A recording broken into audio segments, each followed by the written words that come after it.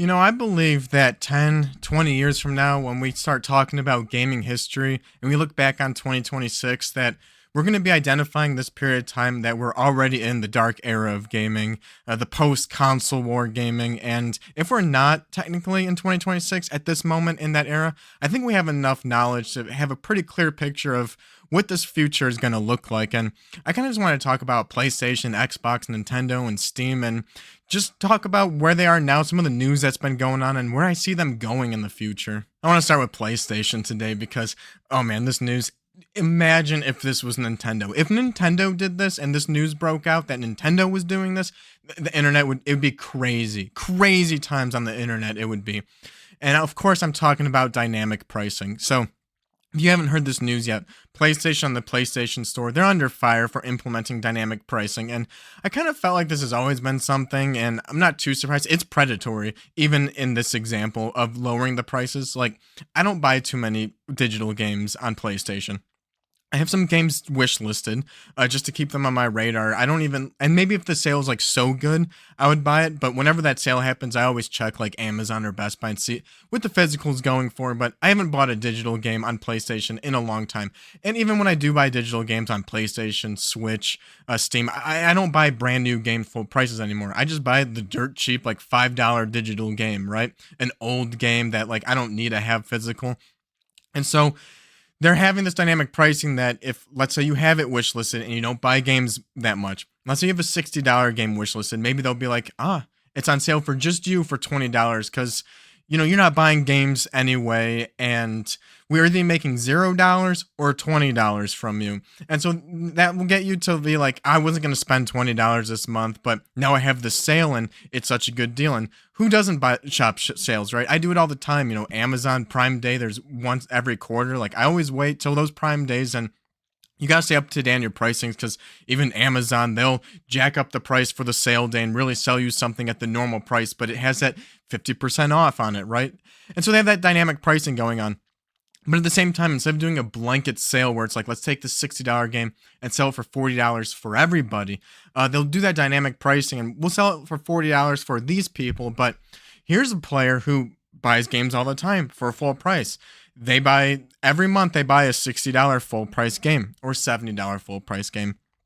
And so why would we put this game on sale for $40 and sell it to them now? They'll probably buy that game for $40 because they're used to buying games at full price. And here's a good first party game that they don't own yet. And they'll buy it for $40 most likely. But at the same time, if we don't price it at $40 and leave it at $60 for this person specifically, they may buy it full price for $60 in a few months. And we're in no rush to sell it to them because we're in the digital age, right? We have all the PS4 games that were on the store. They're still available now. And if this store continues on in the PS6 era, this store is going to be available for another 10 or 20 years. We're in no rush to sell this game for any cheaper. And this is a person we've identified as someone who buys full price games. And so with this dynamic pricing, they're really targeting like, okay, you're going to be a full price person. You're going to be a on sale person because you're more of a free to play guy, a Fortnite player. You don't buy too many of the first party big boy games. And so we'll give you a sale. And so I think the days of those, that really shows like the days of these blanket sales, like, the good big Steam sales and all that, those are going to go away and become more of a targeted effort. And yeah, I mean, we have a K-shaped economy in real life. I think we're going to get that K-shaped economy in the video game landscape where if you want to play the hot new big single player games, you're going to be paying full price, whether it's physical or digital. And if you're more, and if not, you're going to be stuck playing free to play games where they probably want you playing those free to play games because they know that's like you can't save $80 to buy a big $80 purchase, but you can spend every like 2 weeks, you can spend $10 on a new skin to keep that free to play game just fun. And every once in a while, you'll get that targeted, here's your digital sale. And then you can buy like a full price game every once in a while to keep you feeling satisfied. And I think that's going to be the future of gaming in general when it comes to these digital storefronts. We see it with Nintendo already.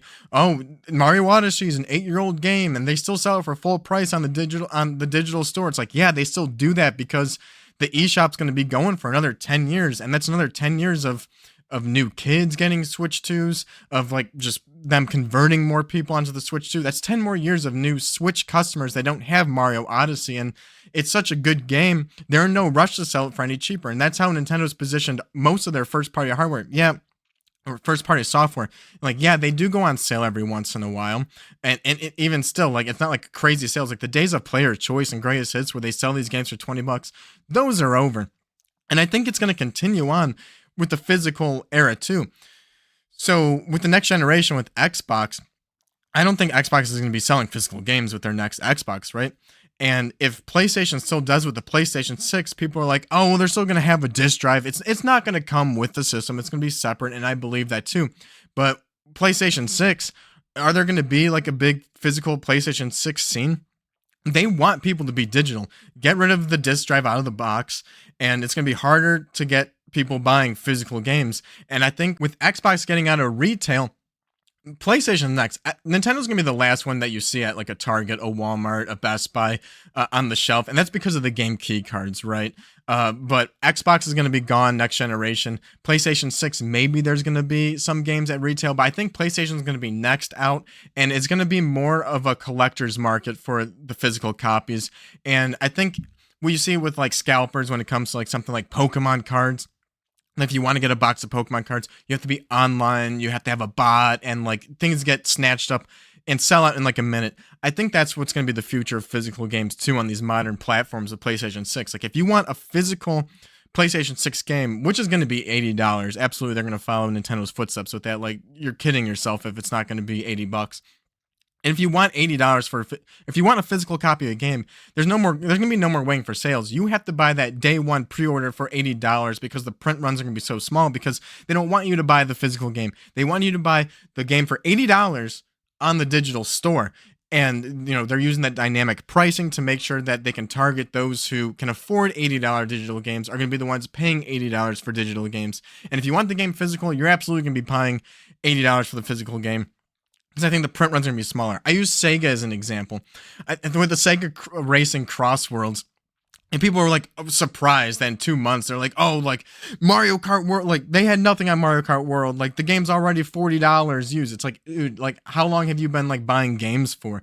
Sega games for me, with Sonic games too. Like I like Sonic games, but I've never paid more than like $20 for a Sega game because 2 months after launch, those games are $20, and like I feel like I've been conditioned to not buy a Sega game day one because it's gonna go on sale for $20 in like 2 months or at least on Black Friday. And I don't think they want to do that in the world where it's like so expensive to make physical games, or the opportunity cost of selling a digital game is so much better. Why even print those games? Like if the collectors want the game physical for full price, then they can buy it and they'll pre-order it, and you just have to get it there.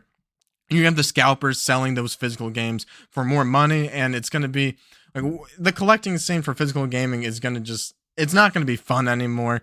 And it's going to be like, why are we doing this and building a physical PlayStation 6 library at this point when we could just buy the digital game, get the convenience for it? And the PlayStation 7, like that's going to have a physical disc drive at that point? Like it's going to that's where I see the physical game market going. Look at Nintendo Switch 2. These games a lot of them are becoming game key cards. And look at Pokopia. Like, people don't care about that preservation anymore. Pokopia, like, people are ripping on it for being a game key card. It's sold out anywhere. It's selling millions of copies. This is going to be that system seller for Nintendo Switch. And I think we are going to see more first-party Nintendo games become game key cards. I think they're going to be very selective about it. And I want to use, like, Mario Tennis as an example. That game's $70, and people are complaining that, it's overpriced. There's no content for it. But at the same time, these YouTuber gaming analysis, they look at a game that's $60 and it's game key card, and they're like, well, the file size is really small. It's only like 10 gigabytes, and it just doesn't make financial sense for them to sell it full on cart because the cart costs $17. And so what are they going to do? Sell it for $80? Like, they can't hit that $60 price point if they do a full game card. Like, they have to do the game key card. Okay, well, look at Nintendo. They're selling the $70 Mario Tennis for $70. So with that logic, because it's full on cart, is it really a $53 game? Should we be expecting $53 worth of content because it's full on cart, right? It's not a game key card. And so obviously Nintendo would make more money if it was a game key card. And so with the success of Pokopia and that the mass audience that aren't in this YouTube bubble, that they are okay with game key cards, I think the future of Nintendo is going to be there are going to be more game key cards and less ownership all around. I would rather have a game key card than a full digital game. There is a bit of ownership. There's less ownership. There's a bit of ownership though.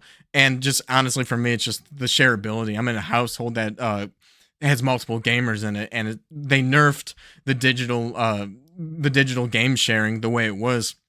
I bought Animal Crossing. That was one of my first big first party Nintendo Switch games that I bought digital day one full price because I was really saving $60 because me and my wife could both play that digital copy at the same time. You can't do that anymore. And so they completely nerfed that. And I think it's crazy that these people who are crying online about like Nintendo games, like the $80 Nintendo games, really we haven't seen too much $80 Nintendo games. Mario Kart World is $80 physical, but most people got it for $50, right? We see $80 Nintendo first party Nintendo games, but they are the Switch 2 editions where it's really like, oh, they're selling the old game full price for $60, just like they would on the digital store, but it comes with the expansion pass. And so with that extra DLC, that's how you hit that $80 price point. $60 plus $20 equals $80. There's no sale or anything for it, but that's how you hit that price. There hasn't really been a true $80 Nintendo game. And I think they would want to have put like Mario Tennis at $80, but I think we're still in that cross-generational, like, get used to it period. And these people that are crying for a new 3D Mario, a 3D Zelda, Smash Brothers, they're very hungry. They're very excited for those games. And, you know, what's going to happen is those games are going to be announced at the Nintendo Direct. People are going to be excited for it. They'll be like, oh, they didn't announce the pricing. And they're going to see that these are going to be $80 games. 3D Mario, 3D Zelda, Smash Bros. These games that people are excited about, they're going to be excited for it. And you see those reactions. And then immediately the conversation is going to be like, it's an $80 game. It's like, what are you expecting? And so I do think once those games come out and really break through that barrier, we get a little deeper into this generation. Sony, they start releasing $80 games. We're going to see way more Nintendo games like that Mario Tennis. Instead of being $70, it will be $80. Maybe it'll be $80 on a game key card. That's really where the future is going to go. And people who are upset about Nintendo doing this strategy, I mean, we're going to be seeing it with PlayStation. I would say we'd be seeing it with Xbox, but Xbox isn't going to be releasing physical games. And you know, I made a video the other week about 5 things that I would need Xbox to do to get me to buy the next Xbox. And that's really more of a wish list, right? They've doubled down that it's going to be a PC console hybrid. And I'm like honestly thinking more and more about it. I'm like, what does that even mean? The Xbox Series X and the PS5 are pretty much already PCs to begin with. What is this PC Xbox, like PC console hybrid? What does that even mean? And yeah, I think about, okay, it's going to be like $1,500, right? And really, the only competition that has is against the Steam machine, which I also made a video about how I would pay $1,000 for a Steam machine. But now they've announced that that's probably going to be a 30 FPS 1080p console. And it's like, okay, well, I'm not going to be paying $1,000 for a 30 FPS 1080p PC day one, right? Like my use cases for that aren't going to be really realized for another like 3 or 4 years, like at the earliest. And so I would buy such a console day one if it was future proof and I could get 10 years out of it. But 30 FPS, 1080p, I may as well wait for the Steam machine too, right? Or pay the extra $500 and get this new hybrid Xbox. But at the same time, $1,500 for an all digital console, basically. Why would I not just buy like another PS5 at that point and just have a PS5 in my basement and a PS5 in my living room? Or I should be saying PS6 at that time. $1,500 is super overpriced when it comes to the console space. At that point, it's no longer a console. Oh, who's paying $1,500 for a console? But for the PC space, that's a poor man's PC, right? So I don't know who this is really going to be targeted for, besides the people who want a Steam machine, but the Steam machine isn't powerful enough, so may as well get the Xbox, which is just this Windows PC that goes under the TV. It's digital only.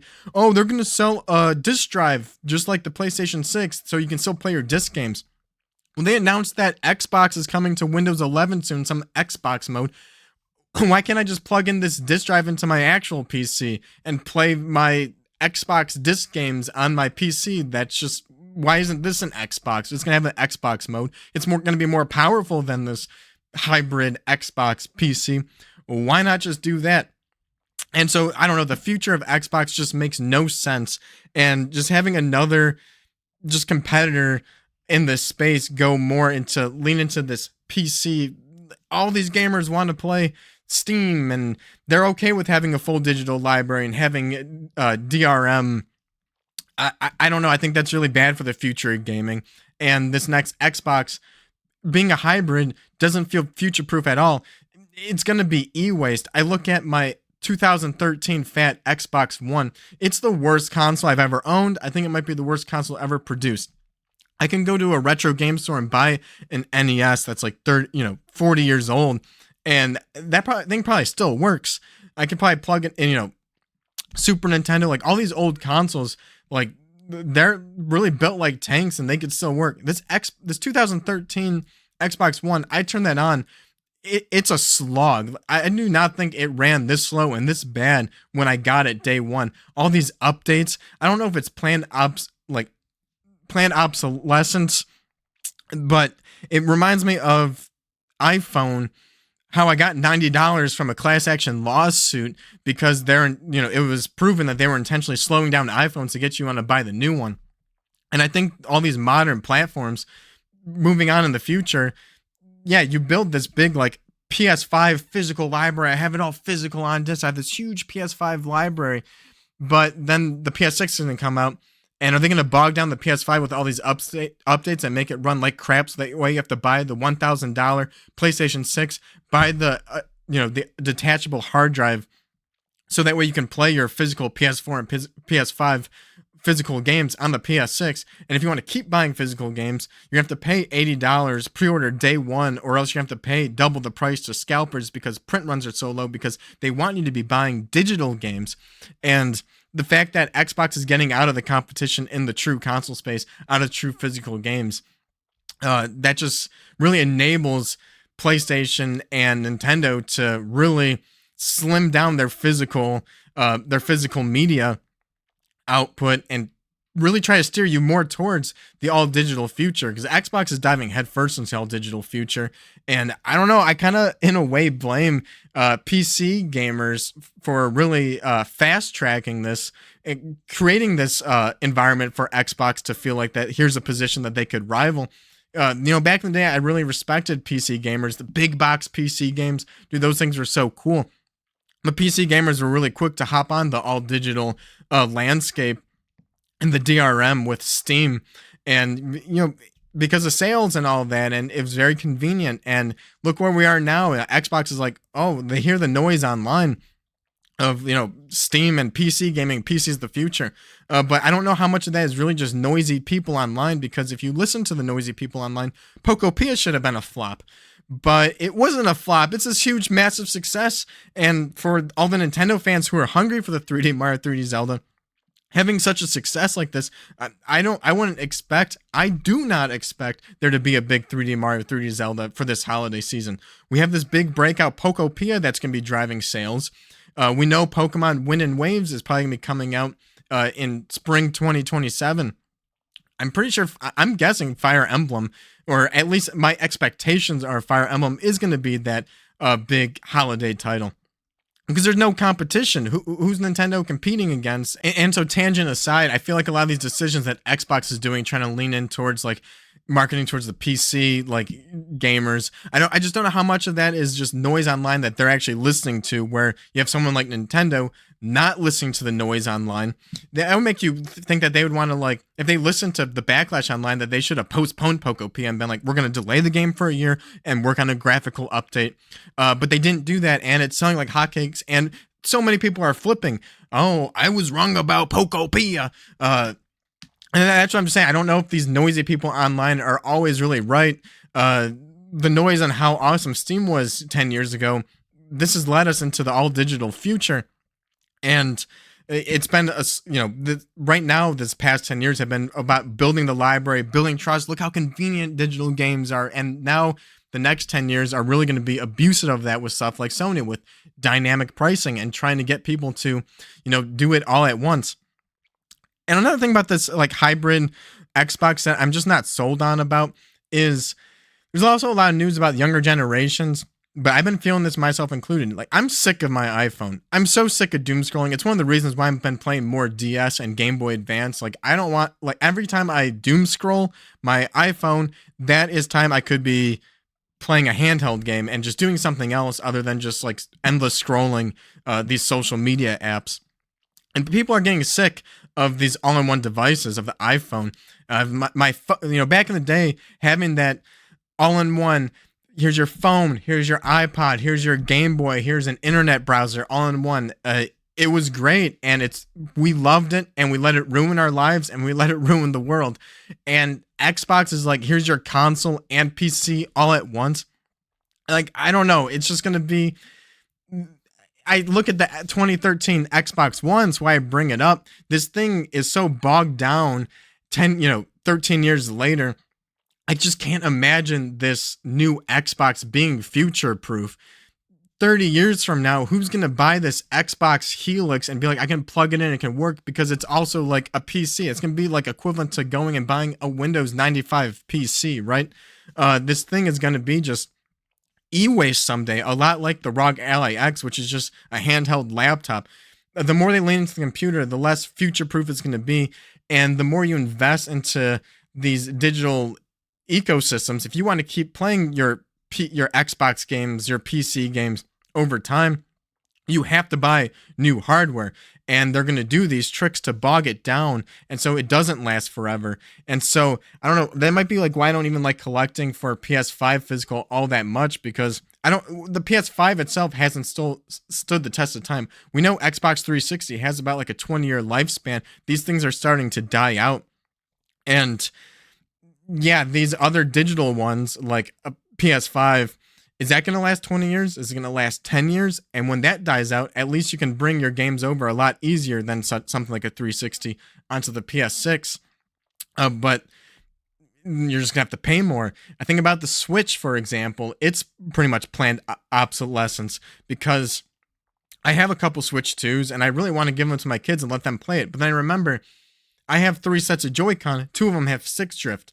Those 2 with stick drift, they're so unusable. I can't even launch the game because I get to the menu and it's like pushing down, and I can't even launch the game because I can't go up to the menu to press it. And then if I can't launch the game, how am I going to play the game with that stick drift? So I really have to buy like a couple more sets of Joy-Con just to have as backup. And if I give them to the kids, they're probably going to last like 2 years versus if I was using them very carefully.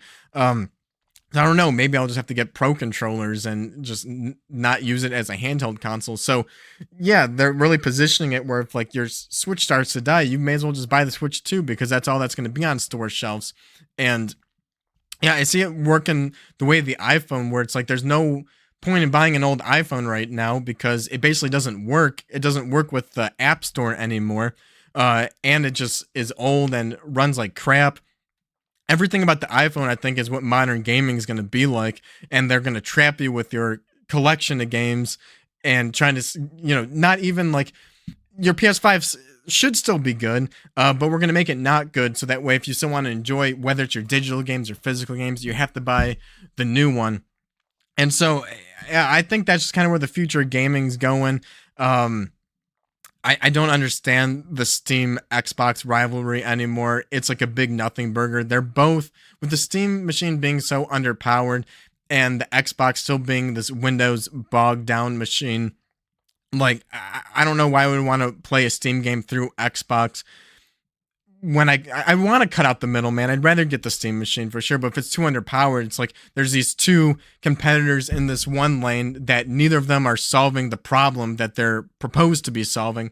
And then you have PlayStation and Nintendo in the other lane where they're not really rivals anymore. They can really copy each other's strategies, and like, who needs to pull each other from the other lane where they can just, continue just to force upgrades from their users and continue to milk and figure out ways to, we're not going to have the digital pricing anymore. We're going to get rid of any kind of cashback incentive of buying digital and all those special deals that we had, because you're already locked in. And now we're going to start squeezing and try to figure out how to get you to buy that $80 full price digital game. And if you can't buy the digital games, Sony, they're gonna be trying to probably continue getting people to try play free to play games on their platform, and actually probably get more money from them doing that. I don't know. The future of gaming is just it seems like it's really. I'm definitely still buying games right now, both retro and physical, and I'm really prepping for a time where if I want to buy a new game in the future, that new 3D Mario, that 3D Zelda, that first party PlayStation game, that actually looks pretty good. I'm gonna be older at that time, and the amount of gaming life I have in me is gonna be a lot less. And I'm a gamer first, and yeah, maybe I'm gonna just be conditioned to, yeah, I have to buy that PS6, and I'm gonna buy that game, 2 PlayStation games a year, full price digital, because I want to play the game and the whole. But after I play that full price game, I'm gonna go back and be playing my retro games, uh, enjoying my backlog, because that's just the future of gaming. And I don't know, it seems like dark times ahead. What do you guys think down in the comments? Maybe this video was a bit all over the place, some tangents here and there, but I think that uh we got some dark times ahead when it comes to gaming. So like the video, I guess, if you liked it, but I don't think this is great news to like. But hit subscribe if you want to see more videos in the future, and I'll see you guys in the next one. Later.